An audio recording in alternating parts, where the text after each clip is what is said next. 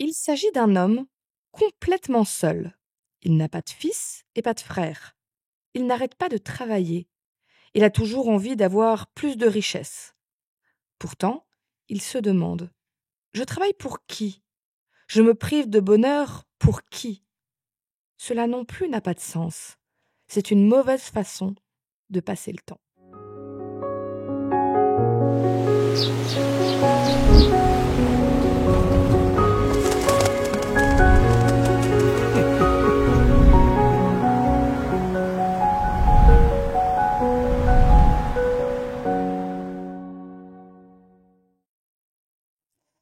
Est-ce que tu es proche de ton groupe d'amis de l'époque, par exemple du collège ou du lycée? Peut-être que tu y es encore et dans ce cas-là, est-ce que tu es proche d'eux?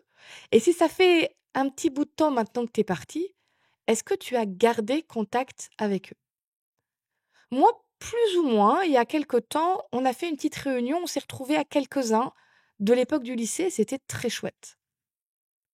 Mais il y a quelque chose qui m'a interpellée. Dans le petit groupe d'amis que j'avais, il y avait 2 garçons, très opposés dans leur façon d'être. Il y en a un, il était avec nous, il était avec plein d'autres gens, il était un peu dans tous les groupes, très populaire, ultra sympa, vraiment. Et il avait un réseau d'amis incroyable. L'autre, il était beaucoup plus discret. Il avait notre petit groupe d'amis et c'était à peu près tout, mais c'était aussi le genre d'amis sur qui tu peux compter quoi qu'il arrive. En grandissant, ils sont toujours comme ça. C'est-à-dire que le premier a toujours un énorme réseau d'amis visiblement et l'autre a toujours 2, 3 amis proches. Mais ce qui m'a marqué, c'est que celui qui avait le très grand réseau d'amis en a toujours un très grand. Mais que dans ce très grand réseau d'amis, il y a quasiment plus personne de l'époque. Tout a changé, c'est plus les mêmes personnes du tout. Et je dis pas que c'est mal, hein, je fais pas de jugement, je dis juste, c'est des amitiés qui existent tant qu'elles existent et puis après, il y a autre chose qui se crée avec des nouvelles personnes. L'autre a gardé le même groupe de personnes, quasiment tous, ils sont encore très proches avec lui. Et ça m'a un peu fait penser au texte que j'ai lu tout à l'heure. La quantité ou la qualité? Pourquoi est-ce que je fais les choses?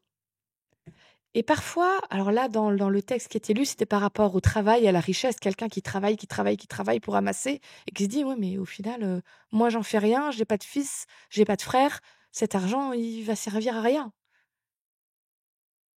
Mais c'est pas seulement sur le sujet de l'argent que c'est le cas, ou du travail. Ça peut être dans les amitiés, ça peut être même dans notre activité pour Dieu. Parfois, on brasse du vent.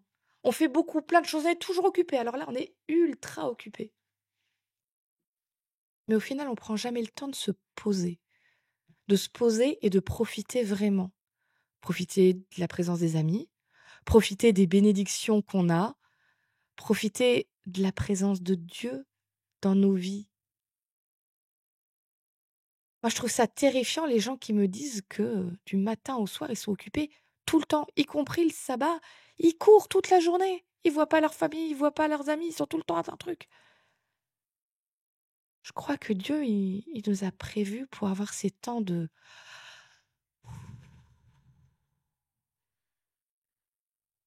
la qualité plus que la quantité. Alors Dieu, aide-moi, aide-nous à vivre des moments de qualité pour pas passer à côté de nos vies où on n'aurait fait que courir, brasser du vent et amasser pour rien.